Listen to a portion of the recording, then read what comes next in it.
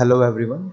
आज इस वीडियो में हम राजस्थान यूनिवर्सिटी में बीएससी फर्स्ट ईयर का जो एग्ज़ाम होता है डिस्क्रीट मैथमेटिक्स का उसको सोल्व करेंगे from year 2020। Okay, so let's start with the first question.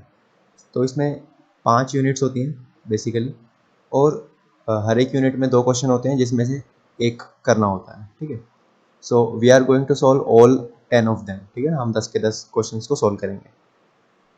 So question 1 में क्या है, prove that the set of all real numbers R is uncountable. ठीक है, जो सेट ऑफ रियल नंबर्स है वो अनकाउंटेबल होता है, हमें ये प्रूफ करना है। तो देखो, सबसे पहले हम डेफिनेशन समझ लेते हैं कि काउंटेबल और अनकाउंटेबल होता क्या है। ठीक है ना, तो पहले काउंटेबल की डेफिनेशन देख लेते हैं। देखो, काउंटेबल वो सेट होता है या तो वो फाइनाइट हो, ठीक है, या फिर एक 1 1 ऑन टू मैप मिल जाए, जिसको बाइजेक्शन भी बोलते हैं, नेचुरल नंबर के साथ।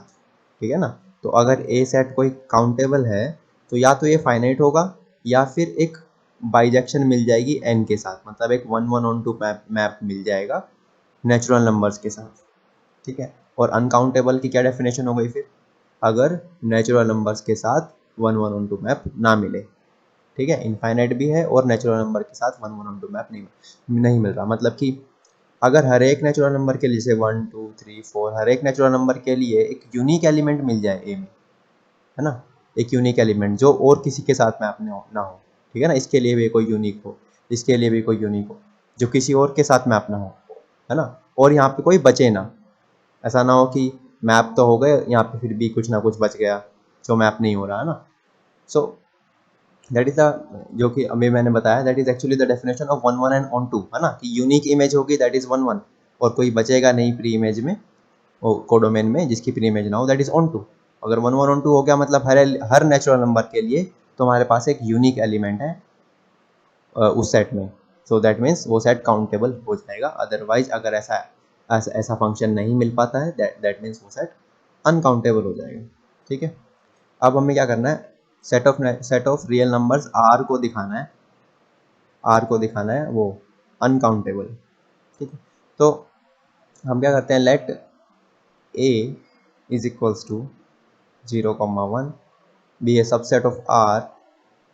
ठीक है, अब हमने ए कोई सबसेट ले लिया आर का। अगर हम ये दिखा दें कि ए अनकाउंटेबल है, तो फिर उसका जो सुपर सेट होगा जहाँ से वो आ रहा है वो भी अनकाउंटेबल ही होगा, है ना, क्योंकि हम तो उसको बड़ा ही कर रहे हैं ना। और अगर ये इंटरवल अनकाउंटेबल है तो ये आर भी अनकाउंटेबल होगा, तो हम बस इतना दिखाएंगे कि ये इंटरवल अनकाउंटेबल है। ठीक है, ये ले लिया। अब इसको हम करेंगे कंट्राडिक्शन से, let A is countable. Countable assume कर लिया इसको। अब काउंटेबल एज्यूम कर लिया तो इसका मतलब हर एक नेचुरल नंबर के लिए इस सेट के अंदर एक यूनिक एलिमेंट होगा जिसपे वो मैप कर रहा है ना। तो इसका मतलब this implies there exist a bijection between N and A. ठीक है ना, एन और ए के बीच में एक बाइजेक्शन एग्जिस्ट करेगी। ठीक है, तो इसका मतलब अगर मैं 1 उठा लूँ तो ये जो 1 है किसी ना किसी नंबर से मैप हो रहा होगा इसके बीच में, 0.125 एनीथिंग, है ना, ऐसे करके मैप हो रहा होगा। इसको मैं बोल देता हूँ कि मान लो ये मैप हो रहा है 0.A11 A12 A13 and so on. ठीक है, अब 2 भी किसी ना किसी नंबर से मैप हो रहा होगा। अच्छा, 2 किसी भी नंबर से मैप हो रहा हो, ठीक है ना, लेट्स से 2 किसी भी नंबर से मैप हो रहा है, लेकिन मैं उसको रिप्लेस कर दे रहा हूँ। जैसे ओके, मैं आपको तुम्हें एक आइडिया से समझाता हूँ। जैसे कि मान लो जो बाइजेक्शन एग्जिस्ट कर रही थी एन और ए के बीच में, ठीक है, उसमें मान लो 2 जा रहा था 0.188 ऐसे करके किसी पे जा रहा था। ठीक है, लेकिन मैंने क्या किया, मैं एक नया नंबर लेके आया, मैंने बोला 0.15687, ये जो है ना, मैं इससे मैप करना चाहता हूँ, 2 को रिप्लेस करना चाहता हूँ, मतलब 2 इस पे ना जाए, इस पे जाए। और इस पे जो जा रहा था ना, जैसे कि इसके साथ जो नेचुरल नंबर था, मान लो ये 34 इस पे जा रहा था, तो मैं बोलूँगा 34 को इस पे भेज दो। समझ रहे हो, रिप्लेस कर दो मतलब कि मैं एक नया नंबर लेके आऊँगा, टू के साथ उसको अटैच करो, जो ऑलरेडी है उसको हटा दो, उससे बाइजेक्शन पे कोई फर्क नहीं पड़ेगा, ठीक है ना। बाइजेक्शन पे इससे कोई फर्क नहीं पड़ेगा, क्योंकि हम बस दो एलिमेंट को रिप्लेस ही तो कर रहे हैं एक दूसरे की। पहले दो इस पे जा रहा था, 34 इस पे जा रहा था, हमने कह दिया नहीं, दो को इस पे भेजो, एक नया नंबर मैं लेके आ रहा हूँ, और 34 को उस पे भेजो, ठीक है ना। तो इससे फायदा क्या होगा, अभी इसको थोड़ा डिस्कस करते हैं, ठीक है ना। तो मैं अब जो टू है ना, टू को ऐसे नंबर पे मैप कर रहा हूँ जैसे कि A21 A22 A23, ठीक है ना। अब ये मैं इस तरह से लेके आया हूँ ये वाला एलिमेंट कि ये दोनों बराबर नहीं होंगे, ये दोनों भी बराबर नहीं होंगे, ये दोनों भी बराबर नहीं होंगे, मतलब ये वाले कोरोस्पोंडिंग एलिमेंट बराबर नहीं होंगे। इस तरह से मैं A2 को लेके आया हूँ, और मैं ला सकता हूँ ये, है ना, मैं ला सकता हूँ क्योंकि मैं रिप्लेस कर सकता हूँ और उससे बाइजेक्शन पे कोई फर्क नहीं पड़ेगा, ठीक है। सो इसको थोड़ा सा लिख लेते हैं एक बार, फिर इस रीजन को भी लिख देंगे नीचे कि हम यहाँ पे क्या कर रहे हैं। अब देखो, अब A31 A32 A33, अब ये इस तरह से चूज किया गया है कि ये इक्वल ना हो, ये इक्वल ना हो, ये इक्वल ना हो, ठीक है ना। हो सकता है कि जहाँ पहले मैप कर रहा था वहाँ हो सकता है इक्वल आ रहे हो, लेकिन मैंने वो एलिमेंट को ही रिप्लेस कर दिया, मैं किसी और एलिमेंट को लेके आया, इस तरह से लेके आया कि ये इक्वल ना हो, और ये ऐसा हम हमेशा ही कर सकते हैं क्योंकि इनफाइनाइट एलिमेंट है इसके बीच में। होप यू गेट इट, है ना। तो अब ना ऐसे करके सो ऑन, है ना, सो ऑन कर देंगे, ठीक है। नाउ वी कैन चूज, इसको इसका रीजन दे रहे हैं हम ना कि हमने यहाँ पे किया क्या है। We can choose a I j such that, हम इस तरह से ए आई जे चूज कर सकते हैं such that A I J is not equals to A I plus one comma J, है ना। कि कोई भी ए आई जे है तो वो ए आई प्लस वन जे कौन सा एलिमेंट होगा, उससे नीचे वाला एलिमेंट होगा, कि ये इसके इक्वल ना हो, वो उसके इक्वल ना हो, ये इसके इक्वल ना हो, ये इसके इक्वल ना हो, ये इसके, ठीक है ना। तो इस तरह से हम ये चूज कर सकते हैं, हमारे पास ये लिबर्टी है। ओके, इतना हो गया। अब ऐसे करते करते ये तो सारे कभी खत्म ही नहीं होगा, मतलब सारे नेचुरल नंबर्स मैप हो जाएंगे, है ना। कभी हमारे पास ऐसे नंबर्स की चॉइस खत्म ही नहीं होगी, क्योंकि मेरे को बस अगला नंबर लाना है, और जो कि मैं ला ही सकता हूँ। तो इसका मतलब सारे के सारे नेचुरल नंबर मैप हो गए, सारे नेचुरल नंबर मैप हो गए। अगर अब मैं कोई ऐसा नंबर लेके आ जाऊं इस सेट में से जो मैप ही नहीं हुआ, है ना, सारे नेचुरल नंबर्स खत्म हो गए, लेकिन अब मेरे पास एक और नंबर आ गया जिसको मैं मैप ही नहीं कर पा रहा हूँ। लेट्स से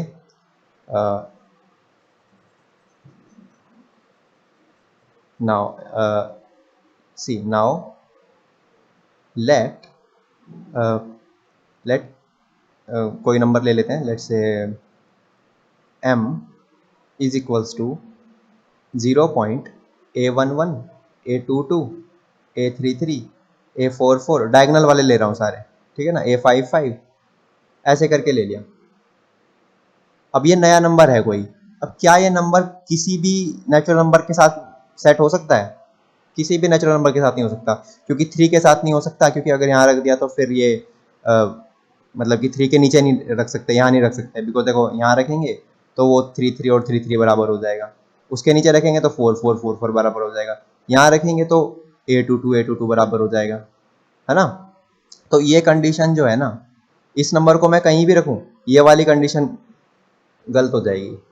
इसका मतलब मैं इसको कहीं नहीं रख सकता, ठीक है ना। इसका मतलब इसके लिए कोई नेचुरल नंबर एग्जिस्ट ही नहीं कर रहा, ये मैप ही नहीं कर पा रहा किसी भी नेचुरल नंबर के साथ, है ना। इसका मतलब ऑन टू नहीं है ये मैप जो हमने बाइजेक्शन अज्यूम की थी, लेकिन ये तो कंट्राडिक्शन है, हमने तो बोला था कि बाइजेक्शन एग्जिस्ट कर रही है, इसका मतलब नेचुरल नंबर से ए पर कोई बाइजेक्शन एग्जिस्ट नहीं करती, ठीक है ना। तो इसको थोड़ा सा लिखना होगा तभी पूरे मार्क्स मिलेंगे। इसको ऐसे लिख सकते हैं, then there will be no natural number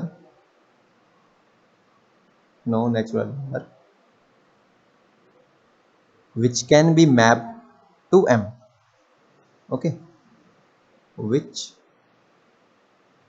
can be mapped to 1 to m। तो m के लिए कोई प्री इमेज नहीं मिली, this implies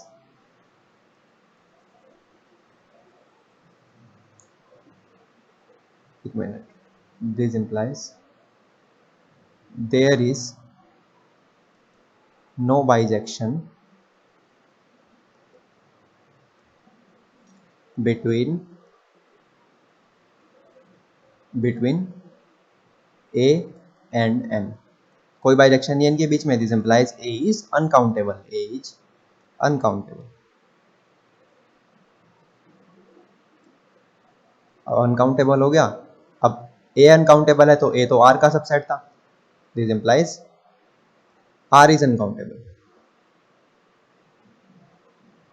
this implies R is uncountable. So that is the proof that R is uncountable. This is the proof. Okay. So now let's move on to the next question. So next question क्या है? Prove by principle of mathematical induction that this holds. ठीक है, इसको लिख लेते हैं एक बार।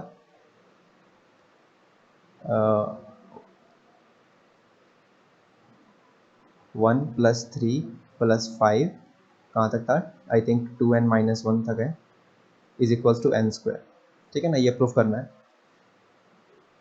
तो लेट मी सी यही है या नहीं।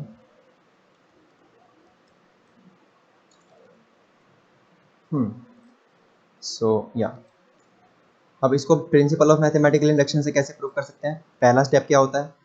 4n इज इक्वल्स टू 1 देखते हैं Pn ट्रू है या नहीं। ठीक है ना, ये कोई स्टेटमेंट है Pn, इसको देखना है। 4n equals to 1 Pn is true, because 1 is equals to 1 आ जाएगा। ओके, सेकेंड स्टेप क्या होता है? हम एज्यूम कर लेते हैं कि k के लिए ट्रू है ना, let Pn is true 4n equals to k, k के लिए ट्रू मान लेते हैं। तो उसका क्या मतलब होगा? 1 + 3 + 5 plus so on 2k - 1 is equals to k square. 3 क्या होता है? हम अब प्रूफ करते हैं इसका इस हाइपोथेसिस का प्रूफ यूज करके हम प्रूफ करते हैं कि k + 1 के लिए भी ट्रू है। ठीक है, तो k + 1 के 4n equals to k + 1, k + 1 के लिए हम प्रूव करना चाहते हैं। तो क्या हो जाएगा? 1 + 3 + 5 2 इंटू, अब n की जगह k + 1 रख देते हैं, -1। तो ये किसके इक्वल हो जाएगा? देखो यहाँ तक तो ओके, यहाँ इससे पहले क्या आया होगा? 2k -1 आया होगा ना, इससे पहली टर्म। ठीक है ना, उसके बाद ये आया है। तो एक मिनट, हाँ, तो यहाँ तक का सम कितना बन रहा है? यहाँ तक का सम तो k स्क्वायर बन रहा है ना, ऊपर से, है ना, हाइपोथेसिस से। और फिर इसके बाद +2k और +2 - 1 यानी +1 हो जाएगा। और इसको क्या लिख सकते हैं? k + 1 का होल स्क्वायर, है ना। तो इसका मतलब क्या हुआ कि k + 1 तक का जब सम कर रहे थे तो k + 1 का स्क्वायर आ गया, है ना। इसका मतलब k + 1 के लिए ट्रू है। इसका मतलब जब जब k के लिए ट्रू है तब तब k + 1 के लिए भी ट्रू है। That is the thing. ठीक है, यहाँ पे प्लस आएगा। ठीक है ना, तो यही तो प्रिंसिपल ऑफ मैथमेटिकल इंडक्शन है, दैट स्टेटमेंट दैट Pn, इसको लिखना पड़ता है ठीक से, that Pn is true for n equals to k + 1 whenever Pn is true for n equals to k। ठीक है, whenever Pn is true for n equals to k, this implies by PMI, by principle of mathematical induction, Pn is true for all n, that's it। ठीक है, इसका मतलब क्या हुआ लिखने का कि जब जब k के लिए ट्रू है तब तब k + 1 के लिए ट्रू है, और इसीलिए हर एक नेचुरल नंबर के लिए ट्रू। क्योंकि देखो 1 के लिए हमने ट्रू दिखा दिया, अब 1 के लिए ट्रू है तो 2 के लिए भी ट्रू होगा, 2 के लिए तो 3 के लिए भी होगा, 3 के लिए तो 4 के लिए, ऐसे चलता रहेगा। क्योंकि जब k के लिए ट्रू है, हमने माना कि अगर k के लिए ट्रू है तो k + 1 के लिए भी ट्रू है। ठीक है ना, और इसीलिए वो इनिशियल स्टेप में दिखाना होता है कि देखो ये इनिशियली 1 या 2 के लिए ट्रू है, ताकि वो इंडक्शन चल सके आगे। Okay, so that is for this question. Now let's move to the next question. How many integers are there between 1 and 1000 which are not divisible by 2, 3, 5, 7? 1 और 1000 के बीच में कितने इंटीजर्स हैं जो डिविजिबल नहीं हैं ठीक है, 2, 3, 5 या 7 से। तो इसको कर लेते हैं, देखो let A B C and D be sets of integers between 1 and 1000 which are divisible by 2, 3, 5, 7। हम क्या करते हैं ना कि 2, 3, 5, 7 से डिविजिबल होने वाले इंटीजर्स निकाल लेते हैं, फिर 1000 में से उसको सबट्रैक्ट कर देंगे तो डिविजिबल ना होने वाले हमारे पास आ जाएंगे। ठीक है, अब यहाँ पे इंक्लूसिव लिखा है, इंक्लूसिव का मतलब यह है कि 1000 को भी हमने इंक्लूड कर लिया है। हम स्ट्रिक्टली बिटवीन की बात नहीं कर रहे अब यहाँ पे, मतलब कि 1 और 1000 के सिर्फ बीच वालों की बात नहीं कर रहे हैं, हम 1 और 1000 को मिला के बात कर रहे हैं। ठीक है ना, 1 को भी हम इंक्लूड कर रहे हैं और 1000 को भी इंक्लूड कर रहे हैं। ठीक है ना, this is the meaning of this inclusive. अब क्या हो गया, अब A B C D set हो गए। अब ए की कार्डिनलिटी क्या होगी, वही नंबर्स होंगे जिनको 2 डिवाइड करता है ना। बी की कार्डिनलिटी क्या होगी, ऑल दोज नंबर्स जिनको 3 डिवाइड करता है। ठीक है, तो ऐसे करके A union B union C union D क्या होगा, वो सभी नंबर जिनको 2, 3, 5 या 7 में से कोई ना कोई जरूर डिवाइड करता है। तो इसका फॉर्मूला ये होता है। नाउ ये तो हम डायरेक्ट निकाल सकते हैं कि इतने ऐसे कौन से नंबर्स होंगे जिनको 2 डिवाइड करें। 1000 डिवाइड बाई 2, 500 नंबर होंगे। ऐसे ऐसे कितने नंबर होंगे जिनको 3 डिवाइड करें, 1000 डिवाइड बाई 3, और फिर इस पर लगा देंगे हम लोवेस्ट इंटीजर। लोवेस्ट इंटीजर का ये मतलब होता है कि अगर 10.5 आ रहा है तो वो लोवेस्ट इंटीजर उसको 11 कर देगा। ठीक है, ग्रेटेस्ट इंटीजर क्या करता है, सॉरी ग्रेटेस्ट इंटीजर उसको वो कर देगा, 10 कर देगा basically. Okay let's see. So यहाँ पे देखो, ए ऐसे निकल जाएगा, बी ऐसे निकल जाएगा। तो यहाँ पे हमने लोएस्ट नहीं सॉरी ग्रेटेस्ट इंटीजर ही लगाया है। ठीक है ना, फ्लोर फंक्शन ही लगाया है। तो जितना भी होता है, मतलब कि अगर 31.5 आ रहा है तो ग्रेटेस्ट इंटीजर उसको क्या करता है, 31 कर देता है। ठीक है ना, so that is the formula to find कि कितने नंबर्स डिविजिबल होंगे। तो इस फॉर्मूला से हमने सब निकाल लिया। अब इंटरसेक्शन को कैसे निकालते हैं, इंटरसेक्शन में हम डिवाइड करते हैं एलसीएम से। ये देखो ए और बी के लिए 2 और 3 थे, तो 2 और 3 का एलसीएम क्या आएगा, 6 आएगा, तो इसलिए हमने 6 से डिवाइड किया। ठीक है ना, ऐसे ही एलसीएम एलसीएम लेके चलते हैं। देन ये सब निकाल लिया, फिर हमने ये भी निकाल लिए। ठीक है ना, इसमें अब देखो अब ए बी सी 3 का एलसीएम लेना पड़ेगा। ठीक है, फाइनली इन सब वैल्यूज को यहाँ पुट कर देंगे। ठीक है, ये भी निकाल के सब वैल्यूज को पुट करने के बाद 772 ऐसे नंबर हैं 1 और 1000 के बीच में जिनको 2, 3, 5 या 7 डिवाइड करते हैं। ठीक है, तो 1000 माइनस 772 228 आंसर आ जाएगा। अब इसमें एक छोटी सी कंफ्यूजन है कि अगर तुम स्ट्रिक्टली बोलते हो कि हमें तो स्ट्रिक्टली 1 से 1000 के बीच में चाहिए, है ना, क्योंकि इस 228 में ना 1000 भी इंक्लूड है। ठीक है, देखो क्या हो रहा है कि 772 ऐसे नंबर, ओके 228 राइट आंसर है, क्योंकि देखो 272 राइट आंसर है, लेकिन ये जो 772 है ना, इसमें क्या है कि इसमें 1000 भी इंक्लूडेड है। ठीक है ना, तो 1 से लेके 1000 के बीच में 772 ऐसे नंबर हैं जो 2, 3, 5 या 7 से डिवाइड होते हैं। अब हमने उसको 1000 में से सब्ट्रैक्ट कर दिया, दैट मीन्स 228 ऐसे नंबर हैं जो डिवाइड नहीं होते। Okay, so 228 is the right answer. Okay, so now let's move on to the last question of this unit. Last question है कि अगर this be a bounded distributive lattice, prove that if element A belongs to L has a complement then it's unique. तो अगर complement है अगर A का अगर complement exist कर रहा है तो वो यूनिक होता है, यानी एक से ज़्यादा complement एग्जिस्ट नहीं कर सकते। तो इसको भी प्रूव कर लेते हैं। लेट से एज्यूम कर लेते हैं, let B0 and B1 are both complements of A। ठीक है, तो अब ये दोनों कॉम्प्लीमेंट हैं कि, तो B0 को हम क्या लिख सकते हैं, B0 conjunction 1 is equals to B0 conjunction, अब 1 को क्या लिख सकते हैं, A डिसजक्शन B1। क्यों, क्योंकि ये तो कॉम्प्लीमेंट है ना उसका, इसलिए। अब ये डिस्ट्रीब्यूटिव ला लग जाएगा यहाँ पे, B0 conjunction A disjunction B not conjunction B one, ये हो गया। अब ये तो फिर से कॉम्प्लीमेंट आ गया तो ये तो जीरो हो जाएगा, और ये यूनियन यूनियन बोल रहा हूँ मतलब disjunction B not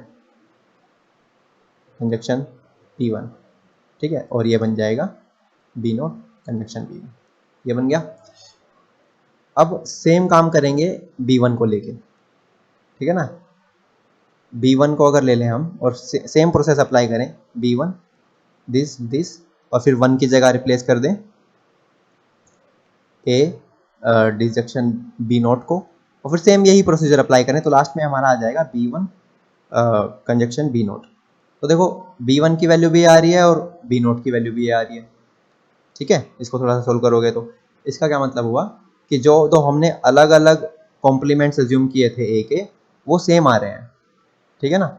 this implies complement of A is unique है ना, एक से ज़्यादा एग्जिस्ट नहीं कर सकते। Okay, so that's it for unit 1.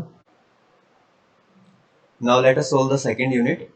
So in second unit the first question is, let this be a Boolean algebra, then for any two arbitrary elements we have to prove these two statements, ठीक है। ये दोनों जो equations है वो हमें prove करनी है।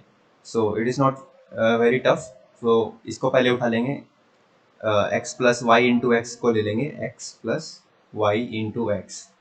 अब इसको हम क्या कर सकते हैं, x को हम क्या लिख सकते हैं, 1 इंटू एक्स लिख सकते हैं, ठीक है ना। 1 इंटू एक्स एक्स ही होगा बूलियन अलजेब्रा में।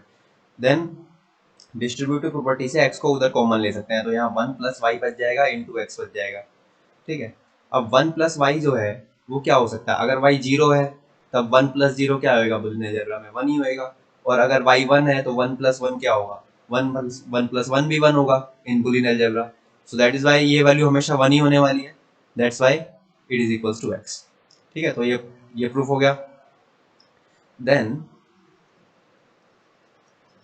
Let's prove the second statement, x into X plus Y is equals to X. अब इस x को अगर अंदर मल्टीप्लाई कर दें तो ये X square plus X Y हो जाएगा, क्योंकि डिस्ट्रीब्यूटिव ला होल्ड करता है बूलियन अलजेब्रा में।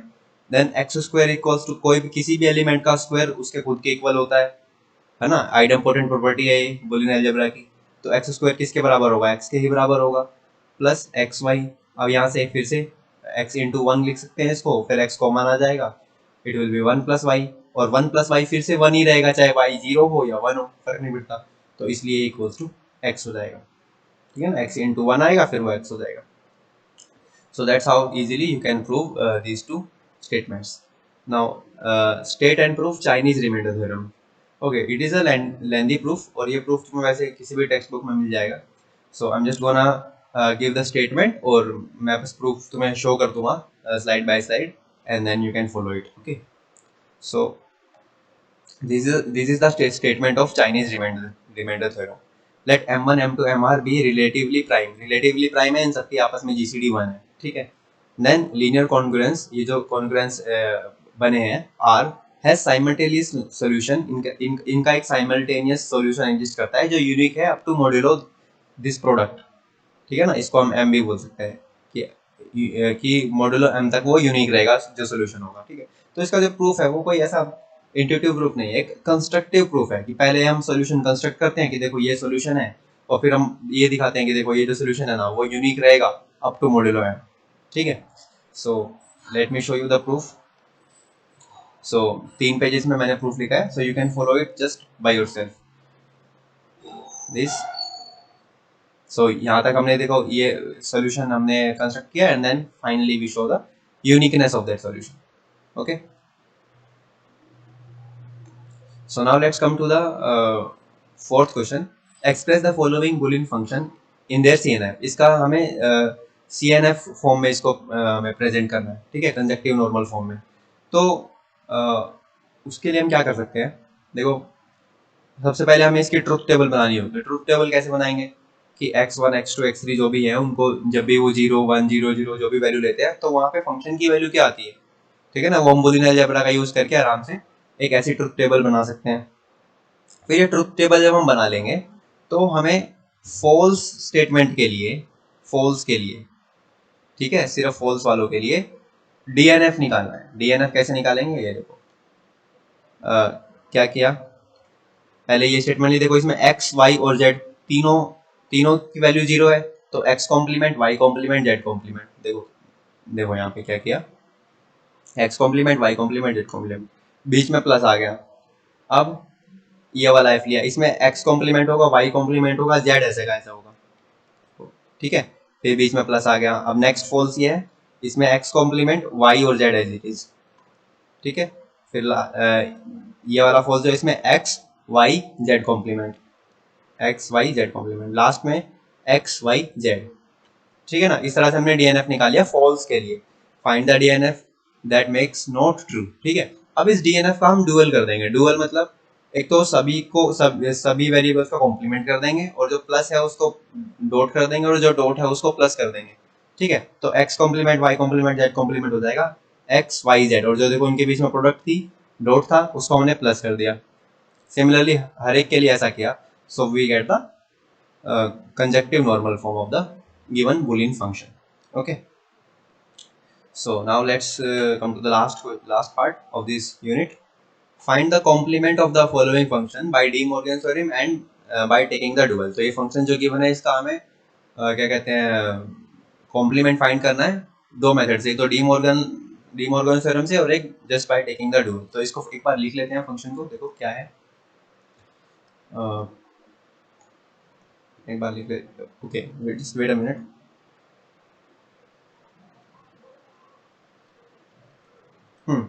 तो यहाँ पे इस फंक्शन को लिख लेते हैं, F of x1 x2 x3 is equals to x1 plus x2 plus x3 into x1 dot x2 plus x1 complement dot x3 whole complement. Okay okay, तो ये हमने लिख लिया। अब हम क्या करेंगे कि डी मॉर्गन लॉ लगाएंगे। मान लो हमें डी मॉर्गन लॉ लगाना है और दोनों तरफ हमने कॉम्प्लीमेंट कर दिया, तो ये जब इस पूरे का कॉम्प्लीमेंट जब हमें करना है तो डी मॉर्गन लॉ क्या बोलता है कि इसका भी कॉम्प्लीमेंट करो इसका भी करो, लेकिन जो बीच में वो है ऑपरेशन है उसको चेंज कर दो, यानी कि इसका कॉम्प्लीमेंट हो जाएगा x1 plus x2 plus x3 का कॉम्प्लीमेंट। अब जब देखो बीच में डॉट था ना, बीच में डॉट की जगह कर दो प्लस, ठीक है ना। अब इसका कॉम्प्लीमेंट, इसमें एक और कॉम्प्लीमेंट पहले से है, तो कॉम्प्लीमेंट का कॉम्प्लीमेंट यही आ जाएगा जो भी ये है, ठीक है। अब इसका कॉम्प्लीमेंट, अब इसमें अलग से हम डी मॉर्गन्स लॉ लगा सकते हैं, ठीक है, अलग से लगा सकते हैं। कैसे, इसका भी कॉम्प्लीमेंट करो इसका भी करो इसका भी करो, लेकिन जो बीच में साइंस हैं उनको चेंज कर दो, यानी x1 कॉम्प्लीमेंट अब प्लस है तो डॉट हो जाएगा, x2 कॉम्प्लीमेंट प्लस है तो डॉट हो जाएगा, x3 complement plus this thing x1 dot x2 plus x1 complement dot x3, easy. तो ये दिस इज द थिंग, तो ये आ गया हमारा complement of the Boolean function by using De Morgan's law, ठीक है। अब बिना डी मॉर्गन्स लॉ यूज करे करते हैं, ठीक है, बिना डी मॉर्गन लॉ का यूज किए we will find the complement just by taking the dual, ठीक है, डुअल से करना है अब हमें। तो डुअल क्या कहता है कि कॉम्प्लीमेंट अगर तुम्हें करना है तो एक तो सबका कॉम्प्लीमेंट कर दो हर एक वेरिएबल का, और जो भी वो हैं क्या कहते हैं ऑपरेशन है उनको चेंज कर दो, डॉट को प्लस कर दो और प्लस को डॉट कर दो, ठीक है। तो एक काम करते हैं, जब हमें डुअल से फाइंड करना है ना, तो इसका कॉम्प्लीमेंट जो है ये दिस कॉम्प्लीमेंट इसको अलग से फाइंड कर लेते हैं, ठीक है। मान लो इसको कोई हमने जी मान लिया, G of x1 x2 plus x1 complement dot x3, oh sorry ये क्या लिख दिया, okay, x1 x2 x3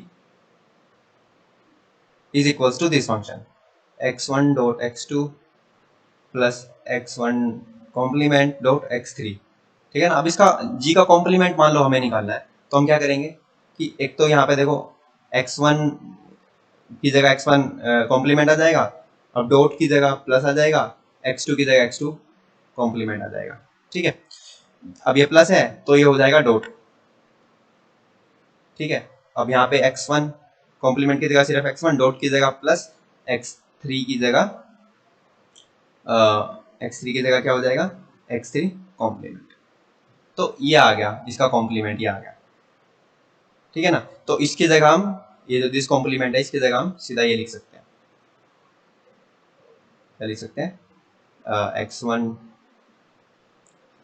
x1 complement plus x2 this and x1 plus x3 complement, ठीक है ना। अब इसको हम क्या कर सकते हैं, इसका जब हमें क्या कहते हैं डुअल लेंगे तो बस कुछ नहीं करना, डुअल लेने के लिए कुछ नहीं करना, हर एक का साइन चेंज कर देखो। x1 है तो x1 की जगह x1 कॉम्प्लीमेंट प्लस की जगह डॉट कर दिया, देन x2 कॉम्प्लीमेंट फिर डॉट कर दिया, देन x3 कॉम्प्लीमेंट फिर डॉट कर दिया, ठीक है। अब ये बीच में डॉट था तो उसको प्लस कर दिया, ठीक है ना। अब यहाँ पे भी देखो ये हो जाएगा x1 डॉट x2, क्योंकि प्लस को डॉट करना था और ये इनके ओरिएंटेशन चेंज करनी थी। देन फिर डॉट आया तो यहाँ पे प्लस हो जाएगा और यहाँ पे x1 complement plus x3, plus नहीं आएगा डॉट आएगा क्योंकि प्लस तो वहाँ पे ऑलरेडी है ना, तो प्लस को हम डॉट से चेंज कर देंगे। ओके देखो वही आंसर आ गया जो डी मॉर्गन लॉ से आ रहा था, ठीक है ना। सो that's how you can find the complement of Boolean function by using De Morgan law or by taking the dual। तो dual में सिर्फ कुछ नहीं करना होता, सभी का कॉम्प्लीमेंट करो सभी वेरिएबल्स का और ऑपरेशंस को चेंज करो, that's it। So now we are going to solve unit 3। In question number 5 we have to define proposition, tautology, contradiction and quantifiers। तो ये चार definitions हमें बतानी है। So let's start with proposition। A proposition or a statement or logical sentence is a declarative sentence which is either true or false। So proposition is a statement which is either true or false, मतलब एक ऐसी statement जो या तो true हो या false हो, ठीक है, subjective ना हो। ओके फॉर एग्जांपल अगर मैं बोलता हूँ कि player A is a very good player, then ये ट्रू या फॉल्स नहीं हो सकता बिकॉज किसी को लगेगा हाँ गुड प्लेयर है, किसी को लगेगा नहीं है। सो दैट्स वाई एक ऐसी स्टेटमेंट जो डेफिनेटली ट्रू या फॉल्स हो उसको बोलते हैं प्रोपोजिशन, ठीक है। जैसे Jawaharlal Nehru is the first prime minister of India and it rain today, मतलब बारिश या तो हुई होगी या नहीं हुई होगी, ठीक है ना। So now let's move on tautologies. Tautologies वो स्टेटमेंट्स हैं, वो प्रोपोजिशंस हैं जो हमेशा ट्रू होती हैं, ठीक है, जो फॉल्स नहीं हो सकती, जो हमेशा ट्रू होती हैं, ठीक है। So that is this is one example of a tautology. Okay now contradiction, a statement that is always false, ठीक है, जो हमेशा हमेशा फॉल्स हो, that is contradiction and that is one example of the contradiction and this is the definition of quantifier. Then let's move on to B part. B part में ये हमें एक स्टेटमेंट दी हुई है, हमें बताना है क्या ये टोटोलॉजी होगी। तो हमें क्या करना है, इसकी ट्रुथ टेबल बनानी है। अगर ट्रुथ टेबल में इस फॉर्मूला की सारी वैल्यूज ट्रू आ रही हैं तब तो ये टोटोलॉजी है, अदरवाइज नहीं है, ठीक है। तो हम ऐसे step by step tautology truth table बना सकते हैं। पी और क्यू लिख लिए, फिर पी इम्प्लाइज क्यू के लिए हमने जो भी रूल्स होते हैं उनका यूज़ करके ये बना लिया। देन अब P implies Q implies P, ठीक है ना। सो इसका और इसका इस्तेमाल करके ये बना लिया and then finally by using this and this we made this, ठीक है। अब ये जो फाइनल रिजल्ट आ रहा है उसमें उसमें सारी उसमें मतलब कि जो इनिशियल वेरिएबल हैं वो कुछ भी हों, लेकिन फाइनल जो रिजल्ट है वो ट्रू ही आ रहा है हमेशा, इसलिए ये टोटोलॉजी है, ठीक है। So from seeing this truth table we can say that this given statement is a tautology. Then let's move back. फिर ये एक स्टेटमेंट दी हुई है और इसका हमें ट्रुथ टेबल बनाना है, ठीक है। तो इसका ट्रुथ टेबल भी हम स्टेप बाय स्टेप बना सकते हैं। सो पहले पी और क्यू लिख लिए और आर लिख लिए, ठीक है। देन नोट क्यू लिखा, नोट क्यू में जस्ट वही चेंज कर दिया उनको। देन नोट क्यू का डिसजक्शन किया आर के साथ, ठीक है, तो ये आ जाएगा डिसजक्शन रूल का यूज़ करके। और फिर पी इम्प्लाइज दिस डिसजक्शन, उसका इस रूल का इम्प्लाइज वाले रूल का इस्तेमाल करके ये ट्रुथ टेबल हमने बना लिया। Okay so now let's start solving question number 6। Question number 6 में दो फंक्शंस दिए हुए हैं ए आर और बी आर, ठीक है। अब ए आर 0 से 4 के बीच में 0 है और 5 से जब ज़्यादा है तो 2 पावर माइनस आर है, यानी कि 4 से लेके 5 के बीच में कोई इन्फॉर्मेशन नहीं दी हुई हमें, ठीक है। सिमिलरली 0 से 2 के बारे में बी आर को बताया गया है, 2 से 3 के बीच में बताया, 3 से 5 के बीच में क्या है वो नहीं बताया हमें, ठीक है। ओके सो नाउ हमें निकालना है A R plus B R. अब A R plus B R जब हम निकालेंगे तो देखो 0 से 2 के बीच में ये है 1 माइनस टू पावर आर, और ये तो 0 से 2 के बीच में 0 है, तो जब ऐड करेंगे तो 1 माइनस टू पावर आर आ जाएगा when R is from 0 to 2। ठीक है, अब देखना है 2 से ज़्यादा पे। अब 2 से 4 के बीच में भी ये 0 था और 2 से 3 के बीच में ये है, तो इसका मतलब ऐड करेंगे फिर से 0 में ही ऐड करना पड़ेगा, तो 2 पावर आर प्लस 2 हो जाएगा when R is from 2 to 3। अब देखो 3 से 5 के बीच में बी आर के बारे में कोई इन्फॉर्मेशन नहीं है, ठीक है ना, और 4 से 5 के बीच में ए आर के बारे में कोई इन्फॉर्मेशन नहीं है, सो हम डायरेक्ट अब लिखेंगे इसके बारे में, ठीक है ना, ग्रेटर देन 5 के बारे में। तो उसमें हम बेसिकली इन दोनों को ऐड करना होगा क्योंकि आर ग्रेटर देन 5 पे ये है और आर ग्रेटर देन 5 पे ये है, तो जब ऐड करेंगे तो ये बन जाएगा 2 power minus R plus R and 3 plus 2 5 when r is greater than equals to 5। ठीक है, so this will be the a r plus b r। अब ऐसे ही a r dot b r निकाल लेते हैं। ठीक है, तो 0 से 2 के बीच में तो 0 ही हो जाएगा बिकॉज मल्टीप्लाई करेंगे तो 0 ही हो जाएगा, और 2 से 3 के बीच में भी 0 ही हो जाएगा बिकॉज 2 से 3 के बीच में भी वो 0 ही है ना, तो पूरा 0 से लेके 3 के बीच में 0 हो रहा है। ठीक है, 0 हो रहा है when r is from 0 to 3। Then यहाँ से ग्रेटर देन 5 के बारे में देख लेते हैं क्योंकि 3 से 5 के बीच में तो कोई इन्फॉर्मेशन नहीं है यहाँ पे, इसलिए ग्रेटर देन 5 पे देख लेते हैं। तो उसके लिए मल्टीप्लाई करना होगा r plus 2 into 2 power minus R plus 3, इनको मल्टीप्लाई करना होगा for when r is greater than equals to 5। ठीक है, तो इसको सिंप्लीफाई करके भी लिख सकते हो, otherwise this is also okay. Okay, तो यहाँ से हम A R plus B R और A R dot B R इस तरह से निकाल सकते हैं। Now let's solve the last part, B part of 6 question. इसमें क्या है कि A R is equals to 2 into A R minus 1 plus 3, इसको सोल्व करना है। We want to solve this. इसको हम अगर ऐसे लिख लें X N is equals to 2xn minus 1, ठीक है, प्लस 3। बस कुछ नहीं किया, आर को एन से रिप्लेस कर दिया है और ए को एक्स से, बस नोटेशन चेंज किया है। वो क्यों किया मैं अभी बताता हूँ, क्योंकि हमें इसको एक जनरल इक्वेशन से कंपेयर करना चाहते हैं, और वो जनरल इक्वेशन क्या है, वो जनरल इक्वेशन है X N is equals to A into X N minus 1 plus B, इसके साथ कंपेयर करना चाहते हैं। जब इस तरह की क्या कहते हैं रिकरेंस रिलेशन होता है, इस तरह का रिकरेंस रिलेशन होता है, this is linear first order linear recurrence relationship. तो इसका सॉल्यूशन जो है वो इस तरह से दिया जाता है X N is equal to C into A power N plus B by 1 minus A. जो सी है वो आर्बिट्रेरी कांस्टेंट है और बी और ए यहाँ से आ रहे हैं। ठीक है, तो सिमिलरली इसका जब सोल्यूशन हमें निकालना है तो हम कैसे लिख सकते हैं, X N is equal to C into A power N, A क्या है यहाँ पे 2 है, तो C into 2 power N plus B B B 3 है 3 बाय 1 माइनस ए यानी 1 माइनस 2, ये हो जाएगा, यानी कि ये बन जाएगा 2 पावर एन सी माइनस 3। ये सोल्यूशन बन गया where C is a arbitrary constant. अब सी को निकालने के लिए क्या करेंगे, जो इनिशियल कंडीशन दी है उसका यूज करेंगे, ए नोट इज 1 यानी कि एक्स 0 1 है। अब एन की जगह 0 रखेंगे जब, तो यहाँ पे 1 आ जाएगा, यानी 1 इज इक्वल टू 2 पावर 0 1 हो जाएगा सी माइनस 3। ठीक है, so we will have c is equals to 4। ठीक है ना, c की वैल्यू क्या आ जाएगी, 4 आ जाएगी। तो उसको यहाँ पे पुट कर देते हैं, यहाँ पे 4 पुट कर देते हैं into 4, so this will be the final solution. इसको हम ऐसे लिख सकते हैं X N is equals to, अब ये 2 का स्क्वायर ही तो है 4, तो 2 पावर n प्लस 2 हो जाएगा माइनस 3, और फिर इसको वापस से ए आर की फॉर्म में भी तो लाना होगा ना, क्योंकि जो क्वेश्चन था वो तो ए आर में पूछा गया था।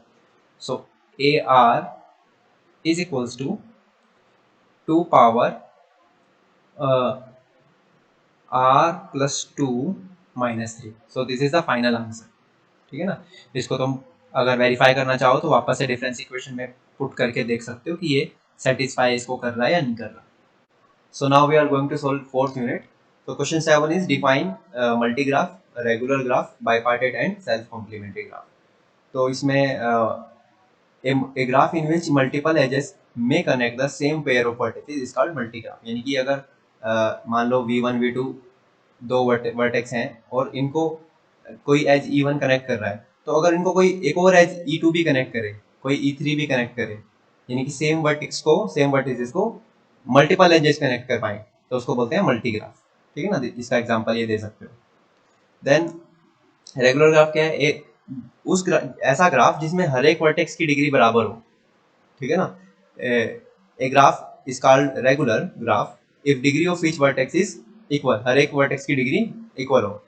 अब ये के रेगुलर होगा अगर हर एक वर्टेक्स की डिग्री के होगी। ये वाला टू रेगुलर का एग्जांपल हो गया। ओके, नाउ बाईपार्टेड में क्या है कि अगर हम डिवाइड कर पाए वर्टेक्सेस को, ठीक है ना, सच दैट कि हम कोई भी एज ले रहे हैं तो उसका टर्मिनल पॉइंट यहाँ मिल रहा है और इनिशियल पॉइंट यहाँ मिल रहा है। ठीक है, और जो मैक्सिमम नंबर ऑफ एजेस होंगे वो n इंटू एम हो सकते हैं, है ना। अगर हर एक को हमारे एक से मैप कर दें तो मैक्सिमम एज इतने हो सकते हैं और वर्टेक्स n प्लस m रहेंगे। ठीक है, और last one is self complementary graph. Self complementary ऐसा ग्राफ जो अपने कॉम्प्लीमेंट के साथ ही आइसोमॉर्फिक हो जाए। Graph which is isomorphic to its complement, it is called self complementary graph. Okay, for example ये ले लिया, मान लो V1 V2 V3 V4, ये कोई ग्राफ है, इसका कॉम्प्लीमेंट क्या होगा? ये होगा। ठीक है, तो ये दोनों तो आइसोमॉर्फिक हो जाएंगे, तो जो अपने कॉम्प्लीमेंट के ही आइसोमॉर्फिक हो जाए that is self complementary graph. So now let's go ahead. Prove that if a graph has Euler circuit, then every vertex of graph has even degree. अगर Euler circuit एग्जिस्ट करता है तो हर एक जो vertex होगा उसकी डिग्री even ही होगी, odd नहीं हो सकती। ठीक है, देखो ऑयलर सर्किट का क्या मतलब है कि एक ऐसा पाथ एग्जिस्ट करता है कि मान लो मैं यहाँ से चला और मैंने सारे के सारे वर्टेक्स कवर कर लिया और वापस वहीं आ गया। ठीक है, कोई भी वर्टेक्स छूटा नहीं और कोई भी एज बचा नहीं। ठीक है ना, सब एज कवर हो गए, सब वर्टेक्स कवर हो गए और रिपीटेशन भी नहीं हुआ। रिपीटेशन हो सकता है सॉरी, बट सब एज और सब वर्टेक्स कवर हो गए और मैं यहाँ पे वापस आ गया। ठीक है ना, that is an Euler circuit in simple language. तो अगर मान लो इसको कंट्राडिक्शन से प्रूफ करें, let V be the vertex, इसको मैं थोड़ा रफली लिख देता हूँ। Let V be the vertex of odd degree. मान लो कोई मिल रहा है जो ओड डिग्री का है। ठीक है, तो ओड डिग्री का है और लेट से हम है ना स्टार्ट V से ही कर रहे हैं। ठीक है, V से ही हम स्टार्ट कर रहे हैं। नाउ इसको तुम अपनी लैंग्वेज में लिख लेना, मैथमेटिकल लैंग्वेज में जो मैं बोलने जा रहा हूँ। Now if we start from V then we have to end at V, है ना। मतलब कि अगर हम स्टार्ट V से कर रहे हैं तो एंड भी V पे करना पड़ेगा। तो अगर इन बिटवीन हम एक भी बार V पे नहीं आते हैं तो V की डिग्री 2 हो जाएगी, क्योंकि एक बार निकले और एक बार वापस आ गए। ठीक है, और इन बिटवीन एक भी बार नहीं आए तो डिग्री 2 हो गई, और नहीं हुई। अच्छा, अगर इन बिटवीन आए हैं तो फिर जाना भी पड़ेगा। ठीक है ना, क्योंकि जितनी भी बार आएंगे उतनी बार जाना भी पड़ेगा, because we have to cover the other vertices और other vertex if they are remaining. ठीक है, तो जितनी बार आएंगे उतनी बार जाना भी पड़ेगा। दैट मीन्स जो डिग्री है वो इवन ही रहेगी, बिकॉज डिग्री जो है वो 2 के मल्टीपल्स में ऐड होगी। ठीक है, ओके। नाउ अगर हम V से स्टार्ट नहीं, ये तो हो गया जब हम V से स्टार्ट करेंगे तो डिग्री इवन रहेगी, ये उसके लिए हो गया था। अब हम बोलते हैं कि हम V से स्टार्ट नहीं कर रहे, हम किसी और से स्टार्ट कर रहे हैं, किसी और वर्टेक्स से, लेट्स से VR से स्टार्ट कर रहे हैं। अब VR से स्टार्ट करते हुए लेट्स से हम V पे आए, then we have to come out of the V, क्योंकि एंड तो VR पे करना है ना। तो एवरी टाइम हम V पे आएंगे, every time we come at V, we have to go out from V। तो इसमें भी जो डिग्री है वो इवन मल्टीपल्स में ऐड हो रही है। ठीक है ना, so in both the cases, case 1 और केस 2 बना लेना, in both the cases degree is adding in even multiple. ठीक है, hence degree can not be odd. Okay, for any vertex degree can not be odd. Okay, so that's how you can write the proof. तो मैंने इसका एक rough structure बता दिया है, you can write it mathematically line by line logically कि in case 1 and case 2 in both the cases degree cannot be odd. Okay, so the next question is in a complete graph क्या होता है जिसमें हर एक vertex से as रखता है। ठीक है ना, जैसे कि ये वाला हो गया, ठीक है ना, देखो ये इसका हर एक के साथ एज है, तो जिसमें हर एक वर्टेक्स हर एक के साथ एज रखता है, that is a complete graph. A complete graph में n-1/2 as disjoint Hamiltonian circuit मिलते हैं अगर n ओड है और ग्रेटर देन 3 है। So that is a very common theorem, you can find it in text books.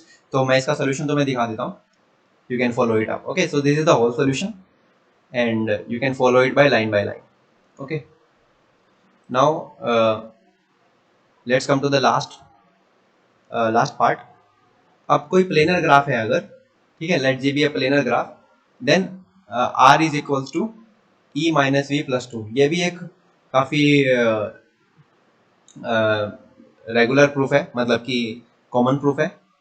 Are क्या है, number of faces, ई क्या है, एजेस, और वी है वर्टेक्स। चलो इसका प्रूफ देख लेते हैं कैसे किया है। कोई प्लेनर ग्राफ लिया, ठीक है, और प्लेनर ग्राफ में अब हमने बोल दिया इसको इंडक्शन से प्रूफ करेंगे, ठीक है। इंडक्शन से जब प्रूफ करेंगे तो हम मान लेते हैं कि n तक, ठीक है ना। देखो पहले तो बेसिस स्टेप लेंगे, बेसिस स्टेप में 0 एज के लिए 1 एज के लिए तो ये ट्रू है। फिर इंडक्शन स्टेप क्या लेंगे कि n तक जो है ना, n एजेस तक ये ट्रू है, n और n से कम एजेस तक के लिए ये ट्रू है, या n एजेस के लिए ट्रू है, ठीक है। अब हम प्रूफ करेंगे कि n+1 एज के लिए ट्रू है, अगर n के लिए ट्रू है, ठीक है। ओके, n+1 के लिए हम ट्रू करने चले तो g डजंट, तो दो केस होते हैं, या तो g doesn't contain any cycle या g कंटेन्स ए साइकिल। अगर g के पास कोई साइकिल नहीं है इसका मतलब वो ट्री है, और ट्री के लिए तो ये हमेशा ट्रू होता है। ये जो फॉर्मूला है v minus E plus F is equals to 2, ये हमेशा ट्रू होता है ट्री के लिए। तो इसका मतलब केस वन के लिए तो प्रूफ हो गया। केस टू क्या है कि अगर साइकिल कंटेन करता है तो, अगर साइकिल कंटेन करता है तो उस साइकिल में से कोई एज लो p, उस एज को हमने निकाल दिया। अब उस एज को निकालने से एक नया ग्राफ बन के आया जी डैश, ठीक है।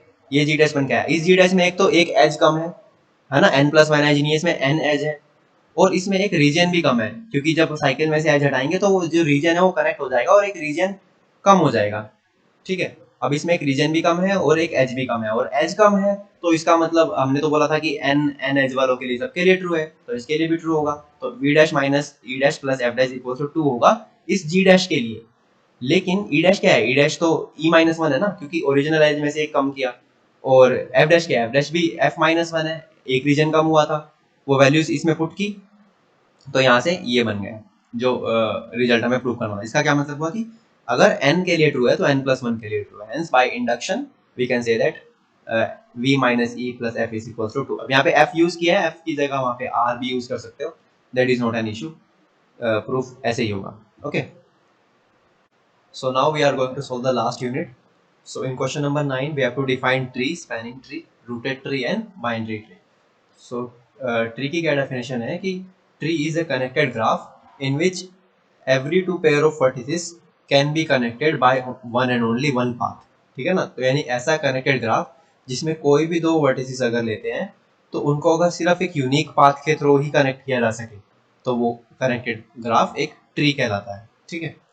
स्पैनिंग ट्री क्या होता है, spanning tree is a subgraph of a connected graph such that it joins every vertex with minimum possible edges, ठीक है ना। यानी कि एक कनेक्टेड ग्राफ का ऐसा सब ग्राफ जो सभी वर्टिसेस को कनेक्ट कर दे with minimum edges. Rooted tree क्या होता है कि it is a tree in which you identify one vertex as a root, ठीक है ना। एक किसी वर्टेक्स को हम रूट की तरह आइडेंटिफाई करते हैं, रूट बोल देते हैं, that is a rooted tree. Binary tree क्या होता है कि a tree in which every vertex can have at most 2 children, यानी कि कोई भी अगर वर्टेक्स है तो उसके सिर्फ मैक्सिमम 2 ही चिल्ड्रन हो सकते हैं, एक भी हो सकता है लेकिन मैक्सिमम 2 ही होंगे, that is a binary tree. Okay, now B part is proof that there is one and only one path between any distinct vertices of a tree। यानी कि अगर कोई ट्री है और उसके दो वर्टिसेस हैं v1 v2, तो उनके बीच में सिर्फ एक ही क्या कहते हैं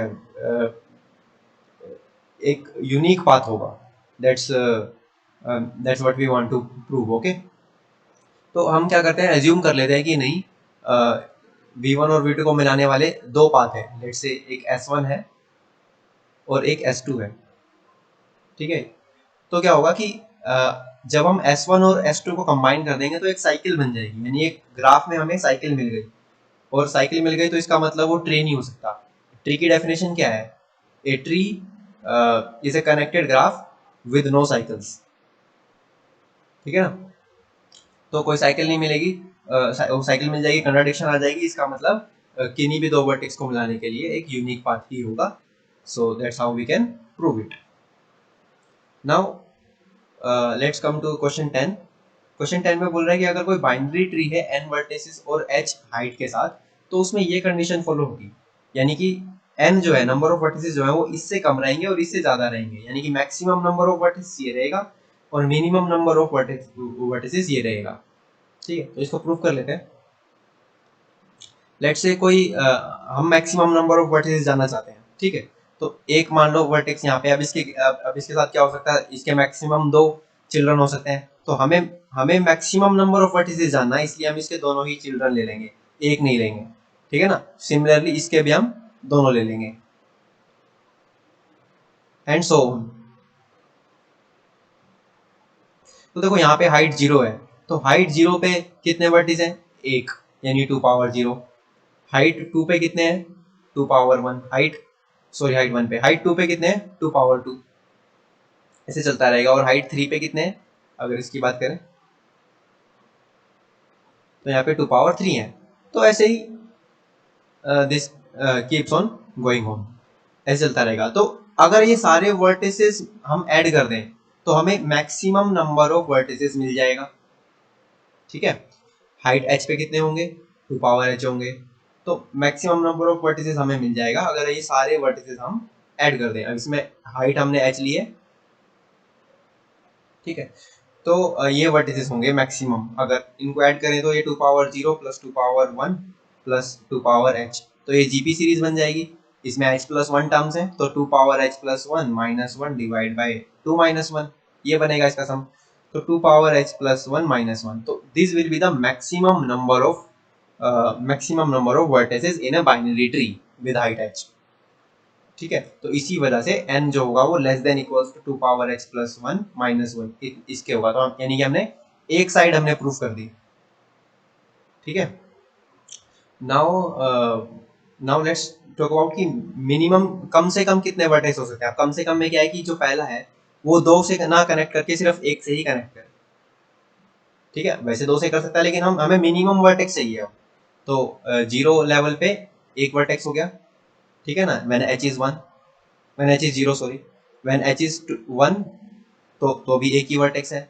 अब ये जो मिला इसको भी हम चाहते हैं कि कम से कम ये वर्टेक्स, कम से कम चिल्ड्रन इसके मिले, तो एटमोस्ट 2 है, तो लेट्स से एक और कम हो गया, मतलब कि एक ही ले लिया, फिर एक ही ले लिया, ऐसे करके हमने सिर्फ एक ही चिल्ड्रन लेना है हर उस पे, हर हाइट पे, हर लेवल पे, है ना। अब टोटल वर्टेक्स n थे, ठीक है ना, टोटल वर्टेक्स n थे, और यहाँ पे let's say so on till h is equals to uh,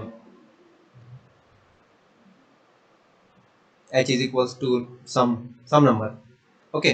तो यहाँ पे होगा क्या कि हाइट 0 पे क्या कहते हैं, वो है 1 है, हाइट 1 पे भी 1 है, तो इसको जब हम ऐड करेंगे 1 प्लस 1 प्लस 1 ऐसे होता रहेगा। कहाँ तक ऐड होगा?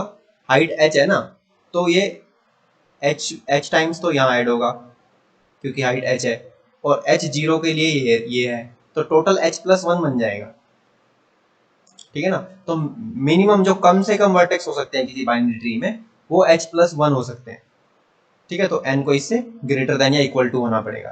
तो यहाँ से हमें दोनों तरफ का बाउंड मिल गया, that h plus 1 is less than equals to n and less than equals to 2 power h plus 1 minus 1, okay। So that's how we can prove that statement. So now let us solve the last question. इसमें क्या है कि हमें adjacency और incidence matrix निकालनी है। तो हम क्या करेंगे, इसमें चार देखो वर्टिस हैं, v1 v2 v3 v4, इनको लिख लेते हैं v1 v2 v3 and v4। यहाँ पे भी ऐसे ही v1 v2 v3 and v4 लिख लेते हैं, ओके। नाउ देखो क्या v1 v1 के साथ एडजेसेंट है, देखो v1 को V1 के साथ एक एज कनेक्ट कर रहा है, इसका मतलब यहाँ पे 1 आ जाएगा।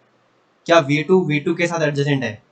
नहीं, ऐसा नहीं है, क्योंकि V2 को V2 के साथ कोई एज ऐसे कनेक्ट नहीं कर रहा, तो इसलिए यहाँ पे 0 आ जाएगा, यहाँ पे भी 0 आ जाएगा और यहाँ पे भी 0 आ जाएगा, क्योंकि V4 के साथ भी V4 को कोई कनेक्ट नहीं कर रहा है। नाउ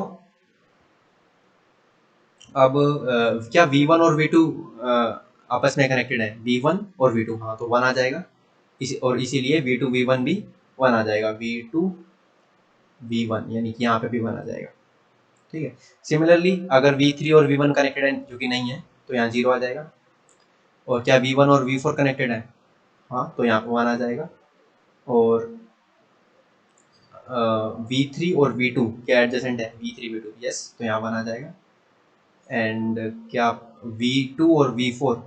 नहीं, यहाँ पे 0 आ जाएगा। और क्या रह गया finally? V3 and V4, yes. तो ये जो मैट्रिक्स है, ये एडजेसेंसी मैट्रिक्स बन जाएगी। ठीक है, जैसे हमने ये देखा है कि कौन से वर्टेक्स एडजेसेंट हैं और कौन से वर्टेक्स एडजेसेंट नहीं है। Okay, so now let's talk about incidence matrix. Incidence matrix, अब इंसिडेंस मैट्रिक्स कैसे बनेगी? यहाँ पे E1 E2 E3 E4 E5 E6 7 8 ये लिख लिया। यहाँ पे V1 V2 V3 V4 ये लिख लिया। अब देखो, क्या एज जो E1 एज है, क्या वो V1 को कनेक्ट करता है किसी के साथ? तो वहाँ 1 आ जाएगा। जैसे E2 है, क्या E2 V1 को कनेक्ट कर रहा है किसी के साथ? E2 कहाँ पे है? कर रहा है, तो वो भी 1 आ जाएगा, ये रहा E2। अब देखो, जो E1 और E2 है, वो किसी और को कनेक्ट नहीं करते, है ना। V3 V2 V3 और V4 किसी को भी कनेक्ट नहीं करते, जो E1 E2, तो यहाँ सब जगह 0 आ जाएगा। अब ऐसे E3 जो है, क्या वो E3 देखो V1 और V2 को कर रहा है ना, V1 और V2 को, तो V1 और V2 बाकी जगह 0। अब E4 जो है वो कर रहा है V3 और V1 को। ओके, तो V3 और V1। एंड E5 जो है वो V1 और V4 को कर रहा है, V1 और V4। ओके ओके, E6 जो है, where is E6? E1 E2 E3 E4 E5, I think E6, this is E6, this is actually E6। ठीक है, तो ये हो जाएगा E6। अब E6 जो है वो V2 और V4 को कनेक्ट कर रहा है, V2 और V4 को कनेक्ट कर रहा है। ओके, तो ये 0 हो जाएगा। सो this will be the incidence matrix. Okay, तो यहाँ पे एक थोड़ा छोटा सा टाइपो है, यहाँ E8 नहीं है, ये this is actually E6। Okay, so this will be the incidence matrix. So now we have finally solved all the questions from this exam. And if you want us to bring more videos like this, then please share, and please let us know in the comments that if this is of any help to you. Okay, so that's it in this video, and thank you for watching.